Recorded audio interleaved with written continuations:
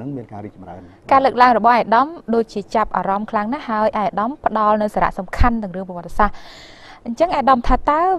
វាមានព្រឹត្តិការណ៍ជាតិនិងអន្តរជាតិនឹងតំណាក់តំណងគ្នាយ៉ាងដូចព្រិចបើយើងនិយាយតាក់ទងទៅនឹងប្រវត្តិសាស្ត្រហើយចម្បងជាងគេដែលយើងចង់បដោតចង់ឲ្យលើកអាដាមលើកឡើងជាឧទាហរណ៍ចំពោះអនុសញ្ញាបារាំងសៀមដែលយើងនិយាយគ្នានេះចា៎បាទសូមអរគុណខ្ញុំចង់ជំរាបជូនបន្តិចអំពីពាក្យថាអនុសញ្ញាបារាំងសៀមចា៎សូមជើញនៃអនុសញ្ញាឬកិច្ចព្រមព្រៀងអន្តរជាតិហ្នឹងវាមានការចុះហត្ថលេខារវាងបារាំងហើយសៀមបាទប៉ុន្តែផលប្រយោជន៍បានមកខ្មែរមូលហេតុអីដែរបាទអរគុណមូលហេតុអីគឺថាយើងបាននៅក្រោមបារាំងហ្នឹងគឺចាប់ពី1863ទីបារាំងបានតាំងរបបអាណាព្យាបាលរបស់គាត់នៅក្នុងប្រទេសកម្ពុជានៅឆ្នាំ1863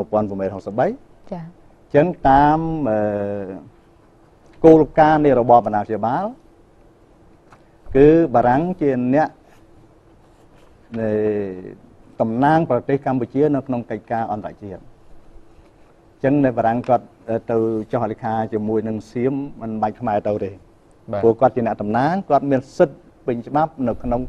តាមគោលការណ៍របបអាណាព្យាបាលចា៎អញ្ចឹងបាននៅឆ្នាំ1867ទេ4ឆ្នាំក្រោយមានសន្ធិសញ្ញាបារាំងខ្មែរនេះគឺមានសន្ធិសញ្ញាបារាំងសៀមជាលើកដំបូងដែលបារាំងទៅចុះហត្ថលេខាជាមួយនឹងសៀមបារាំងទៅតំណាងប្រទេសកម្ពុជាអញ្ចឹងបានថាសន្ធិសញ្ញាបារាំងសៀមប៉ុន្តែសួរថាប្រទេសកម្ពុជាបានទូលផលពីព្រោះបារាំងទៅតំណាងហើយបាទហើយដល់ក្នុងសន្ធិសញ្ញាបារាំងសៀម1367នេះមាត្រាទី1ចែងថាព្រះរាជាសៀមទទួលស្គាល់អំណាចរបស់ប្រជាអធិរាជបារាំងនៅប្រទេសកម្ពុជាមានតែសៀមទទួលស្គាល់អំណាចបារាំងជាផ្លូវច្បាប់ជាផ្លូវការនៅឆ្នាំ1867ហើយបារាំងមានសិទ្ធិពេញទីក្នុងការតំណាងប្រទេសកម្ពុជានៅក្នុងវេទិកាអន្តរជាតិនៅក្នុងកិច្ចការអន្តរជាតិបាទហើយដល់ក្រោយទៀតបារាំងដែលបានរៀបចំកម្លាំងរបស់គេបានសពគ្រប់ទៅគឺចាប់ផ្ដើមរុញច្រានសៀមឲ្យដកថយពីទឹកដីខ្មែរជាបន្តបន្ទាប់ការដកថយនេះទ័ពសៀមពីទឹកដីខ្មែរជាបន្តបន្ទាប់នេះគឺមានរយៈពេលដល់ទៅ17ឆ្នាំចា៎ដែលមានពី1890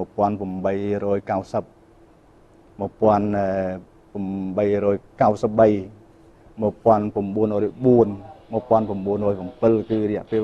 17ឆ្នាំទើបចប់សពគ្រប់នេះគឺជាសហបត្តិការមួយដ៏គួរឲ្យកត់សម្គាល់ខ្លាំងណាស់នៅក្នុងវត្តសាស្ត្រជាតិរបស់យើងដោយមានសាមគ្គីភាពរវាងបារាំងនិងខ្មែរហើយនៅឆ្នាំ1890ហ្នឹងមាននាយទាហានបារាំងម្នាក់ឈ្មោះលោកគុយពេអមដំណើរដោយទាហានខ្មែរម្នាក់ដែលរកឈ្មោះមិនទាន់ឃើញបាទគាត់ទៅបញ្ជាទ័ពមេទ័ពសៀមដែលនាំទ័ពរាប់រយនាក់បញ្ជាទ័ពរយនាក់មានតម្រៃជាងដងក្បាលឲ្យដកខ្លួនថយចេញពីតំបន់ឆ្លងលើរបស់យើងបាទមានតែមនុស្សតែ2នាក់ទេគឺបារាំង